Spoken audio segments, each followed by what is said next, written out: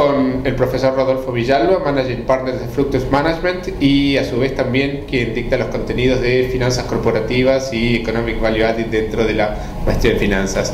Rodolfo, ¿qué es el Economic Value Added? Buenas tardes, José. Bueno, el Economic Value Added, que en español lo llamamos valor económico agregado, y hay otras expresiones para referirse sin usar exactamente la palabra, son los retornos operativos que superan el costo capital, y debo aclarar, los retornos operativos después de impuestos que superan el costo capital de la compañía. O sea, la empresa utiliza un capital que denominamos capital empleado, que es el capital inmovilizado en la compañía, ¿no? Obviamente tiene varios componentes, pero para hacerlo simple, son los recursos propios y la deuda financiera de la compañía, ¿no? Eso tiene un costo, digamos, ¿no? Todos los retornos que genera la compañía, todos los beneficios que genera la compañía que superan ese costo de capital, es lo que llamamos valor económico agregado, o llamamos también ingreso residual, lo llamamos también SVA, Shareholders Value Added, hay distintas denominaciones. Becker lo llama valor económico, digamos, ¿no? Concretamente. Entonces, distintas denominaciones, la firma Stern Stewart utiliza esa denominación EVA, Economic Value Added, que es un register mark en realidad de esta firma, ¿no? Nosotros lo usamos solamente a fines académicos, pero comercialmente obviamente no, y hace justamente referencia a eso, los retornos de la compañía, y debo aclarar, los retornos operativos de la compañía después de impuestos, que superan el costo de capital. Es decir, desde tu punto de vista, o suponiendo, si una empresa tiene resultados hacia el accionista positivos, ¿podemos decir que esa empresa está ganando dinero, está creando valor? Muy buena pregunta, ¿no? Porque nos permite desmenuzar un poquito los conceptos que rondan en torno a esto, ¿no?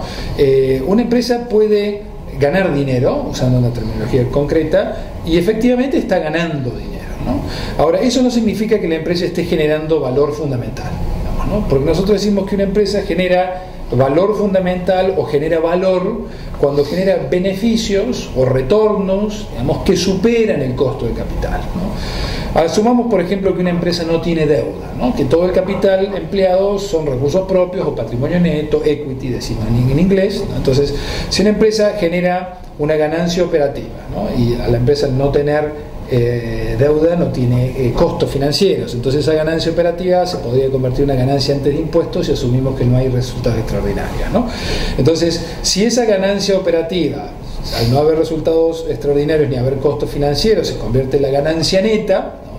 Si esa ganancia neta supera el costo de los recursos propios, entonces estamos generando valor fundamental, pero no por generar simplemente beneficios podemos decir que una empresa genera valor fundamental. Es decir, perdón la interrupción, sí, pero supongamos que una empresa tiene invertido 1.000.000 de pesos, sí, y en el periodo, en tu ejemplo, ganó 200.000 pesos, lo cual representa un 20%.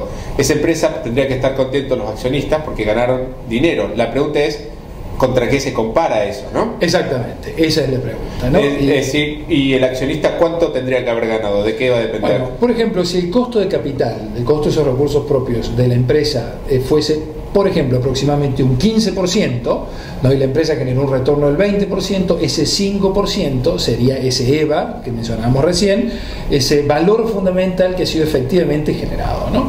Esto es sumamente importante, ¿no? Porque la clave para el desarrollo del valor de un negocio, del valor de un proyecto, del valor de una compañía, ya sea cotizante o no, consiste en generar justamente beneficios que superen ese costo de capital, de generar un EVA que es positivo, ¿no? Perfecto, y esto me hace pensar en esa ley o en ese proyecto de ley que ha estado dando vueltas en el Senado, en el sentido de decir que bueno, que las empresas tendrían que distribuir parte de sus ganancias a los trabajadores. La pregunta es, si la empresa no creó valor, no obstante puede tener ganancias, la pregunta es, ¿hay que repartir eso o no? ¿Cuál es tu punto de vista? Claro, y obviamente mi punto de vista es que la empresa puede, primero y principal, puede decidir repartir beneficios a terceros que no sean accionistas, pero es algo totalmente inherente al fuero particular de la empresa y de los accionistas que forman parte de esa empresa. Es una derivación de un principio de propiedad privada, un principio sumamente importante, principio, bueno, premio Nobel 1993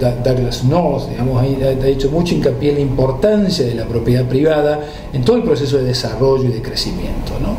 Entonces, primero y principal, que una ley ley, disponga a priori de beneficios que pertenecen a los accionistas, creo que puede tener un efecto realmente negativo en todo lo que es la estructura de incentivos de una economía. Pero, ¿no? si, interrumpiéndote, si supongamos que una empresa, en el mismo ejemplo, tiene 1 millón de pesos de capital, sí, ganó 200.000 pesos, y la empresa, dado el riesgo que está corriendo el accionista, debiera haber ganado 250.000 pesos. Claro. Es decir, el punto es, esas ganancias, esos 200.000, claro, ¿queda espacio para repartir? ¿O directamente esa empresa no ganó dinero por más que haya supuestamente tenga ese dinero? Exactamente. La empresa, en realidad, al no generar valor fundamental, sería imposible pensar que la empresa incluso distribuya parte de una ganancia que no ha llegado a cubrir el costo de oportunidad de ese capital, digamos, ¿no?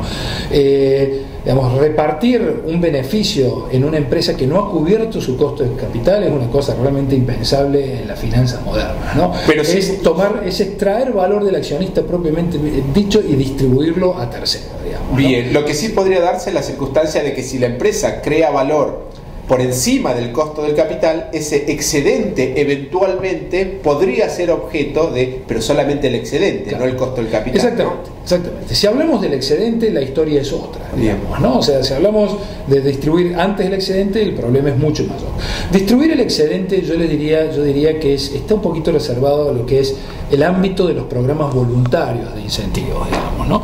Que una empresa tenga que distribuir a priori parte del excedente porque una ley así lo dispone, no está realmente muy alineado con los principios de propiedad privada y de organización institucional en función de este principio de propiedad privada, ¿no? Frente a eso existe toda una literatura muy importante, ¿no? Y muy variada, utilizada en distintos países, en países con tendencia capitalista y en países de tendencia menos capitalista también, que son los programas de incentivos para la generación de valor. Bien. En estos programas de incentivos lo que la empresa hace es apunta a alinear el interés particular de los administradores de las empresas, así como también de los empleados de la empresa, con el interés específico de los accionistas de la compañía. Interés de directores, otros administradores, todo el grupo gerencial y los empleados de la empresa con el interés de los accionistas, en función del cual estos participantes del proyecto, del programa, pueden beneficiarse a partir de percibir parte de ese EVA que la empresa genera, si la empresa lo genera, ¿no? Pero al estructurarse los programas en forma de incentivos, justamente se estipulan metas, y si se alcanzan esas metas y se genera valor fundamental, entonces sí se distribuye parte de eso a los accionistas. Muchas gracias, Rodolfo. Gracias a ustedes.